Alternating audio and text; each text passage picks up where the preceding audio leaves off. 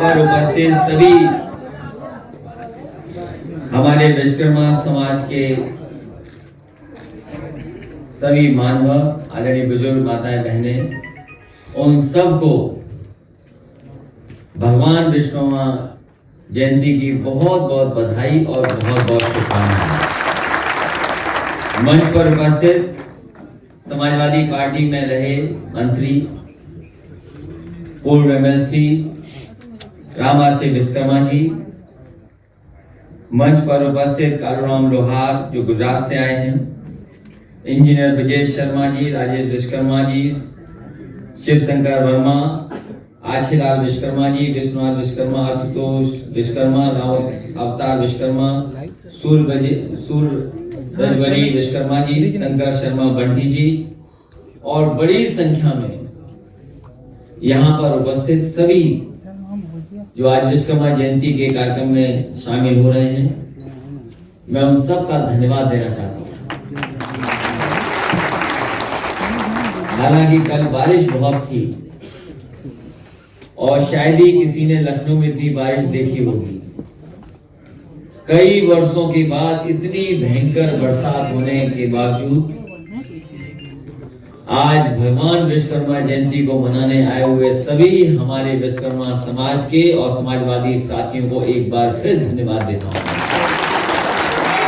हालांकि ये कार्यक्रम पंडाल में होना था, इस कार्यक्रम का आयोजन पंडाल में था, लेकिन बारिश के कारण हम लोग पंडाल में नहीं बैठ पा रहे हैं। जो आगे की सीट पे हमारे पत्रकार साथी बैठे हैं वो देख रहे हैं कि थोड़ा थोड़ा पानी ऊपर से आ रहा है। तो ये समझ सकते हैं कि कल कितनी बारिश हुई, लोगों की जान भी गई। पूरे प्रदेश की अभी आकलन नहीं हुआ है, लेकिन बड़ी संख्या में लोगों की जान चली गई। बहुत बड़े पैमाने पर लोगों की क्षति हुई है, नुकसान हुआ है। और जिस सरकार को ये इंतजाम करना था 4.5 साल में, एक ही बारिश में पता लग गया कि उनका कोई इंतजाम नहीं था। गाड़ियां भी सड़कों पर ऐसे ही बही चली जा रही थी, चल नहीं पा रही थी। आज जब विश्वकर्मा जयंती के दिन हमारे तमाम विश्वकर्मा समाज के लोग बैठे हैं, मुझे भरोसा है कि अब ये सरकार जाने वाली है, ये सरकार बदलेगी। इस सरकार का सफाया होगा, इस सरकार का सफाया होगा। इस सरकार में कितना हम और आप सब लोग अपमानित हुए, कोई वर्ग नहीं बचा जो अपमानित इस सरकार में न हुआ। हर व्यक्ति को अपमानित कर दिया सरकार ने, और झूठ भी शायद इतना कभी सरकार के माध्यम से नहीं बोला गया होगा जितना बोला गया है सरकार में। अब तो ये लगता है कि कहीं ना कहीं भारतीय जनता पार्टी झूठ का प्रशिक्षण केंद्र चला रही है। कहीं ना कहीं केंद्र बना हुआ है जिसके माध्यम से समय समय पर झूठ फैलाया जाता है, जनता को गुमराह किया जाता है, जनता के बीच में अफवाहें फैलाई जा रही हैं। लेकिन अब परिस्थितियां बदली हैं। इतने सालों का धोखा, लगातार जो धोखा मिला है, जनता एकदम तैयार हो गई है।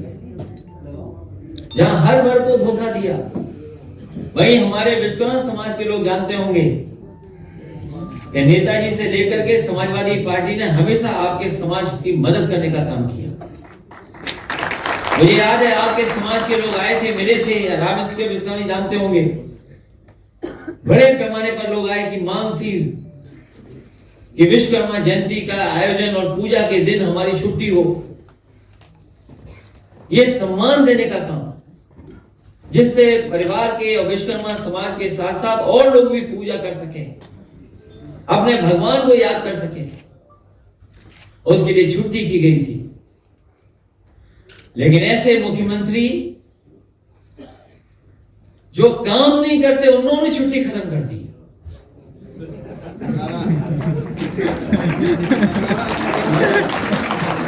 ऐसे मुख्यमंत्री जो काम नहीं करते, उन्होंने हमारे भगवान विश्वकर्मा जयंती की छुट्टी को मना कर दिया, खत्म कर दिया। ये भगवान विश्वकर्मा का नहीं, उनके समाज के लोगों का अपमान किया है सरकार। और भगवान जिन्होंने सृष्टि के न जाने कितनी चीजों को बनाया, सृष्टि की रचना की, प्राचीन काल में जितने भी सुप्रसिद्ध नगर और राजधानियां हैं, अगर किसी ने बनाई थी तो भगवान विश्वकर्मा जी ने बनाने का काम किया। चाहे सतयुग में स्वर्ग की बात हो तो भगवान विश्वकर्मा जी ने बनाने का काम किया। त्रेता युग में चाहे लंका बनाने का काम हुआ, चाहे हमारे गुजरात में द्वारिका का निर्माण हो, और चाहे भगवान हनुमान जी के हाथ में जो गदा है अगर किसी ने बनाया तो, और भगवान श्री कृष्ण जी के भी उंगली में अगर किसी ने बनाया तो वो भी हमारे भगवान विश्वकर्मा जी ने बनाया। और कितने बड़े शिवशास्त्री, उनके लिए जो समाज के लिए जो काम करने थे, उनके परिवार के जो लोग बैठे हैं उनके लिए जो काम करने थे, बताओ आज आकलन कीजिए सरकार ने क्या किया समाज के लिए। 4.5 साल हो गए, एक ही काम बड़ा दिखाई दे रहा है। न काम करने वाले मुख्यमंत्री ने छुट्टी खत्म कर दी जो भगवान विश्वकर्मा जी की जयंती के लिए उनके सम्मान में की गई थी। अगर कोई बड़ा काम किया हो तो बताइए। सिर्फ नाम बदलने का काम किया है ये नौजवान सही कह रहा है, ये सही नौजवान कह रहा है। अगर हमारे मुख्यमंत्री जी को पता लग जाए कि ये नौजवान आया है लखनऊ में, तो ये जरूरी नहीं जिस नाम से आए उसी नाम से वापस जाओ।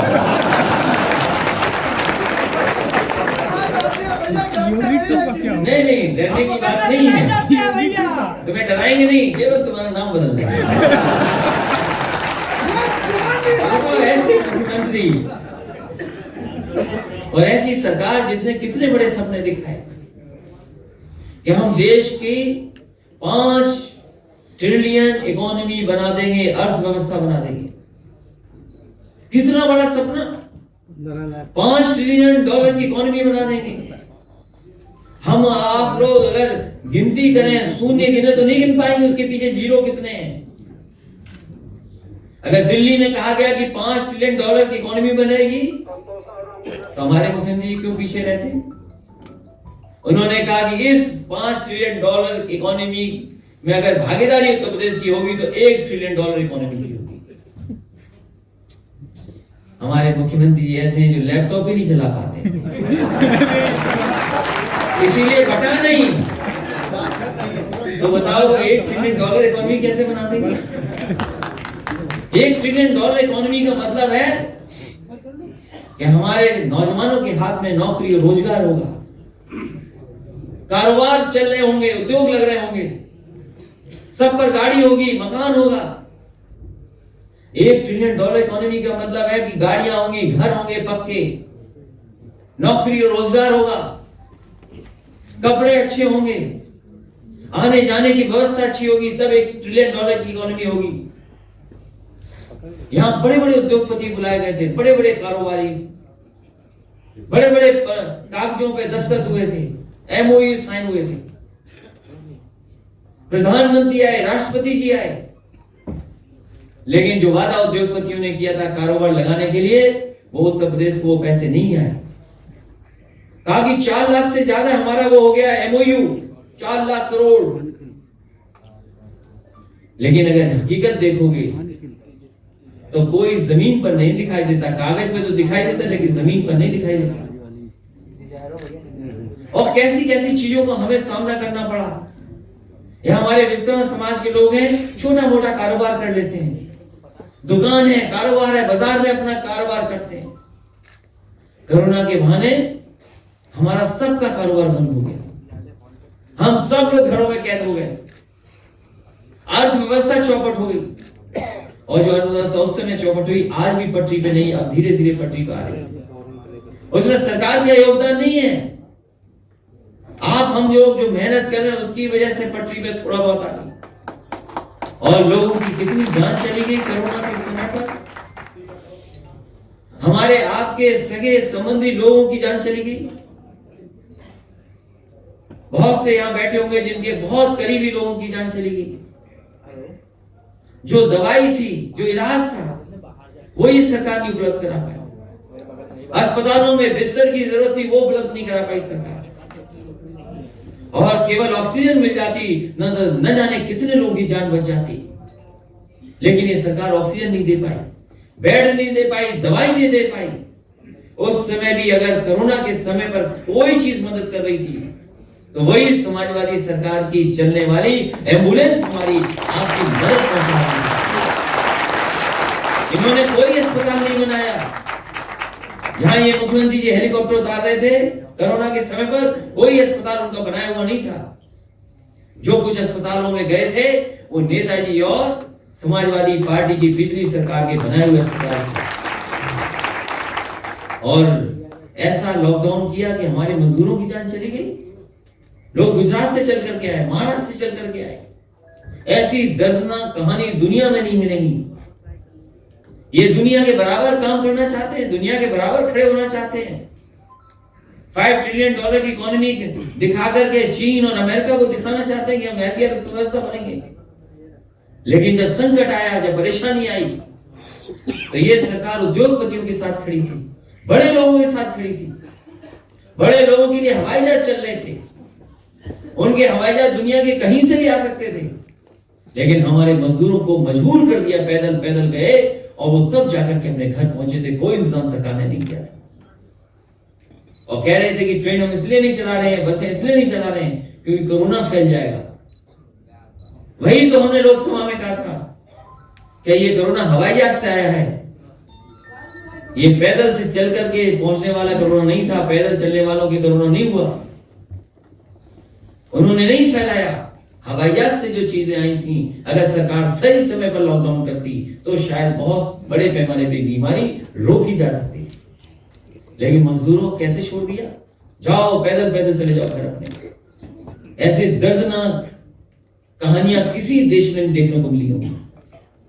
और फिर जब गंगा मां के अंदर लाशें बह रही थी, बक्सर में लाशें मिली, गाजीपुर में लाशें मिली, बनारस में मिली, उन्नाव में मिली। बड़े पैमाने पे गंगा के किनारे गरीब थे वो, जिन परिवारों को लकड़ी नहीं मिली जलाने को, अंतिम संस्कार करने का उन पे पैसा नहीं था। मजबूरी में रात में छिप करके वो अपनी वहीं पर गंगा मैया के किनारे छोड़ करके चले आए। और सरकार से पूछा कि आखिरकार, भारतीय जनता पार्टी से पूछा कि आखिरकार गंगा मैया में इतनी लाशें क्यों बह रही हैं। याद करो जो पहली बार जवाब दिया था, उन्होंने कहा कि ये लाशें बिहार से बहकर के यूपी में आ रही। याद करो, कौन समझाएंगे भारतीय जनता पार्टी वालों को, मां गंगा ऊपर से बहकर के बिहार की तरफ जा रही है। ये उल्टी गंगा बहा रहे थे, सोचो। और इतनी बदनामी कभी भारत की नहीं हुई होगी जितनी मां गंगा ने जो लाशें वापस कर दी, जिसके कारण भारत की बदनामी हुई है। इसलिए आज जब विश्वकर्मा जयंती के दिन हम लोग बैठे हैं, बहुत बड़े सवाल है देश के सामने। ये लोग जो हैं, इनके यहाँ प्रशिक्षण केंद्र चलता है झूठ का। हम सब लोग सीधे साधे लोग हैं, मोबाइल पे कोई बात आ गई तो उस पर भरोसा कर लिया, नई चीजें चलने लगी है फेसबुक वाली, उस पर भरोसा कर लिया। याद रखना, इसमें बहुत सारी चीजें भारतीय जनता पार्टी के लोग फैला रहे हैं। ये जो दिवाली के दिन कभी कभी हम लोग रावण जलाते हैं, दशहरा के दिन इसी तरह सोशल मीडिया पे भी ये ई रावण बैठे हुए हैं जो हमारे आपके खिलाफ फैलाते हैं चीजें। सोचिए क्या क्या फैलाने लगते हैं ये लोग। ये सब पैसे से और प्रशिक्षण पाकर के फैला रहे हैं।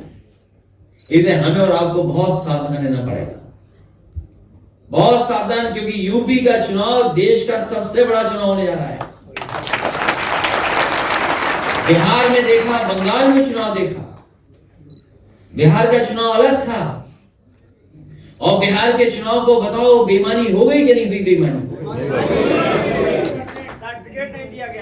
बिहार की बेईमानी ईवीएम और डीएम ने कर दी। बिहार की जो बेईमानी हुई है वो ईवीएम और डीएम ने की, डीएम और ईवीएम ने की। लेकिन बंगाल की जनता ने जवाब दिया।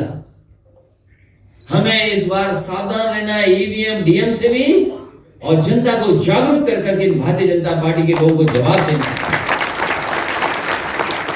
क्योंकि भविष्य का सवाल है, लोकतंत्र का सवाल है। और सवाल यह है कि जो इन्होंने जनता को वादे किए थे वो कोई पूरे नहीं किए। कहा कि किसानों की पैदावार की आय दोगुनी कर देंगे। अगर गन्ना किसान होगा तो उसका भुगतान हो जाएगा, कीमत सही समय पर मिल जाएगी। बताओ गन्ना किसानों का भुगतान हो रहा है कि नहीं हो पा रहा? नहीं हो रहा। ये हमारे जो इस हिस्से के लोग जहां पर गन्ना पैदा होता है वो जानते होंगे कि अभी भी सरकार भुगतान नहीं करा पा रही है। बिजली का बिल कितना महंगा हो गया बताओ। बिजली बनाई नहीं मुख्यमंत्री जी ने। ये जो मुख्यमंत्री जी हैं बिगाड़ने का काम करें। जैसे लैपटॉप चलाना नहीं जानते, वैसे ही बिजली कहां बनती है भी नहीं जानते। क्योंकि बिजली के प्लांट जो समाजवादी सरकार में लगे थे आज तक उनका नाम नहीं लिया उन्होंने। अगर एक जगह नाम लिया हो तो बताओ हमारे पत्रकार साथी जो कानपुर में लग रहा है 3x660 super critical thermal plant, आज तक नाम नहीं लिया। हरद्वागंज में जो लग रहा है 660 सुपर क्रिटिकल थर्मल प्लांट, उसका नाम नहीं लिया। एटा के लोग जानते होंगे 3x660 super critical thermal plant बिजली का लग रहा है, वो नहीं जानते। कोई लोग कह रहे हैं कि वो जानबूझकर भी नाम नहीं लेते।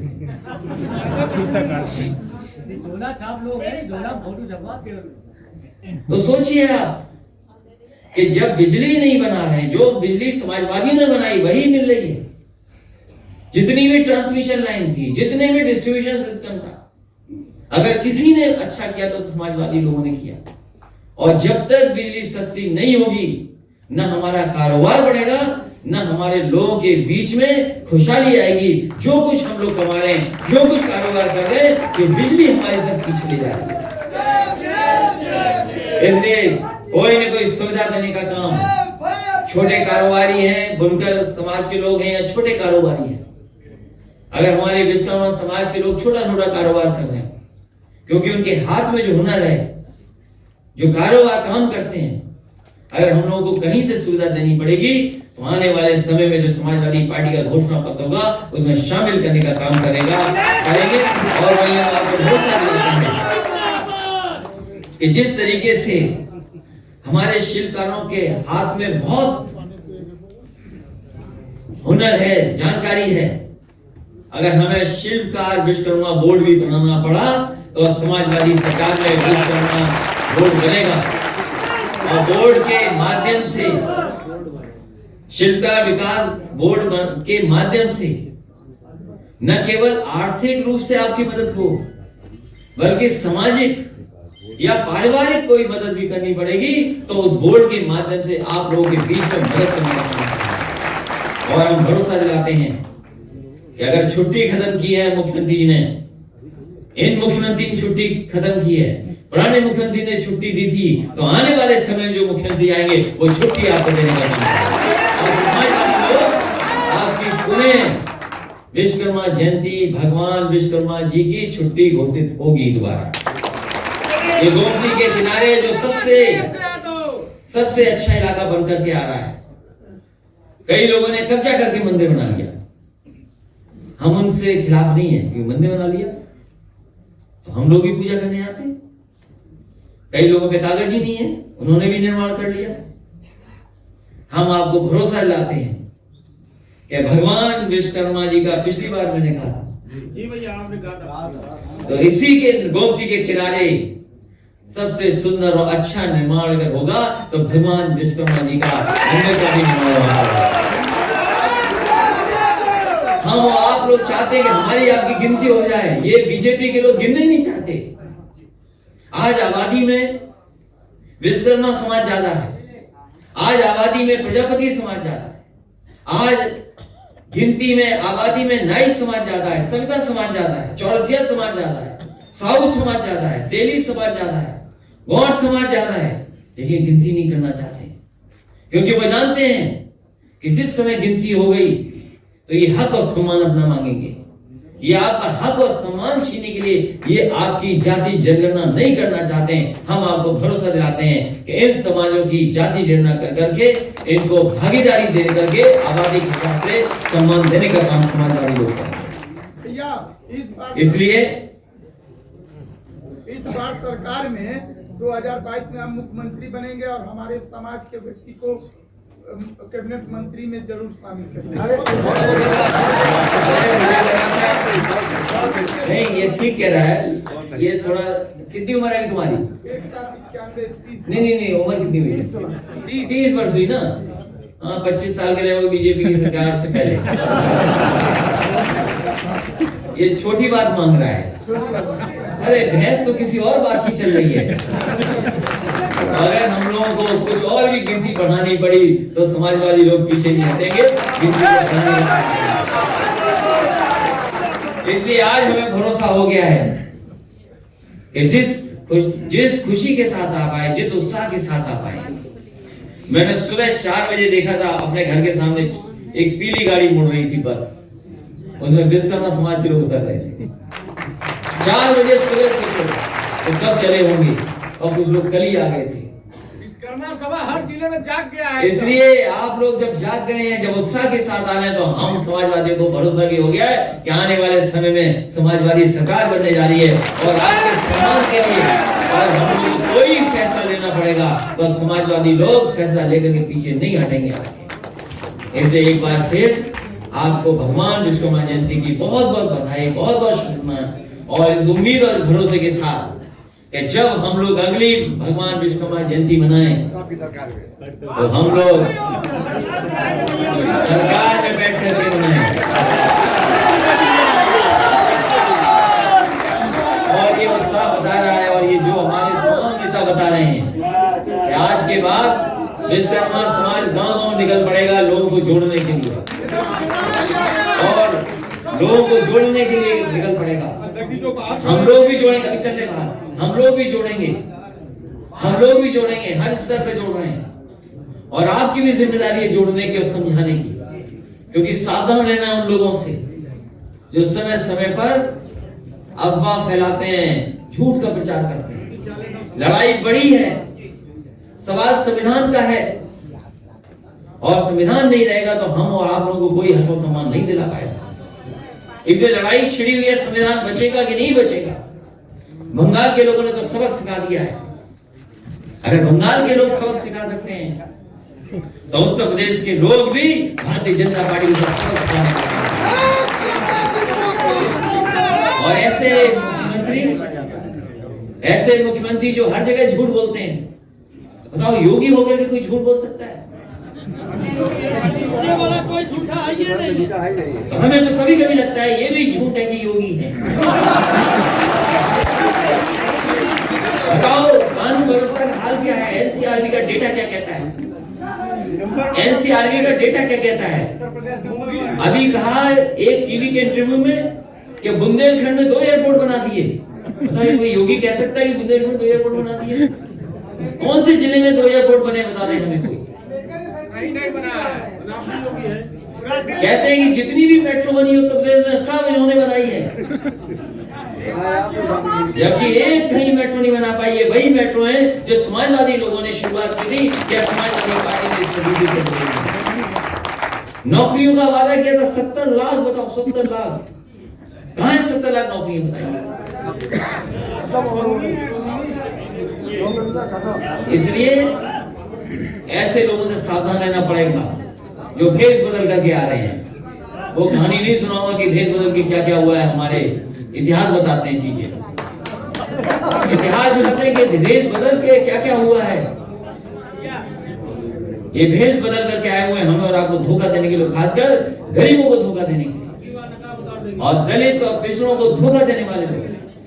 विश्वकर्मा समाज ये हमारी जो पहचान है कि मिली जुली जो हमारी तहजीब है, हमारी जो पहचान है गंगा जमुनी तहजीब, हमारी जो पहचान है दुनिया में कि हम इतने धर्म के लोग, इतनी जाति के लोग एक साथ रहते हैं, उसको ये खत्म करना चाहते हैं। ये सबसे बड़ी पहचान भारत की है कि भारत के लोग इतनी जाति, इतने धर्म के लोग, इतनी भाषा, इतने खाने पीने, अलग अलग तरीके से पहनावा, उसके बावजूद भी हम लोग सब एक रहते हैं। ये हमारी दुनिया में पहचान है। और केवल स्वार्थ के लिए सोचिए कि गद्दी मिल जाए, सत्ता में पहुंच जाए, उसके लिए कुछ भी करना पड़े, उसके लिए तैयार है। इससे बहुत सावधान रहना है हम लोगों को। कोई छोटे झूठ बोले जाएंगे, कोई बड़े झूठ बोले जाएंगे। ताले के शहर में आए दिल्ली वाले, कई कारखानों में ताले लग गए, उसकी बात नहीं कर रहे वो। कई कारखाने चल नहीं पा रहे हैं, कई कारखाने अब चलने लायक नहीं बचे क्योंकि सरकार के फैसले गलत हैं। नोटबंदी से लेकर के जीएसटी लागू करने से लेकर के लॉकडाउन की वजह से बहुत से कारखाने, कारोबार अब नहीं चल पा रहे हैं। और महंगाई कितनी हो गई, डीजल पेट्रोल सोचिए कहां पहुंच गया, कड़वा तेल जो सरसों का तेल है कहां पहुंच गया, 200 रुपये लीटर है, 220। और एक मंत्री से, भारतीय जनता पार्टी से पूछा गया कि आखिरकार कड़वा तेल महंगा क्यों हो रहा है, तो भारतीय जनता पार्टी के मंत्री कहते हैं कि इसमें मिलावट नहीं हो पा रही इसलिए महंगा है। तो ये सच है, आप देखो क्या जवाब था सरकार का। इसलिए बहुत सावधान रहना इनसे। इसलिए एक बार फिर आपको भगवान विश्वकर्मा जयंती की बहुत बहुत शुभकामनाएं, बहुत बहुत बधाई। और इस उम्मीद और भरोसे के साथ कि जब अगली बार हम लोग मिलेंगे तो तब देश में सरकार आपकी होगी और आपके लोग सम्मान के साथ सरकार में बैठे होंगे, सम्मान के साथ सरकार चला रहे होंगे और आपकी मदद कर रहे होंगे, जिससे आपका कभी अन्याय ना हो, उत्पीड़न ना हो, कहीं भेदभाव की आप शिकार न हो। बहुत बहुत धन्यवाद।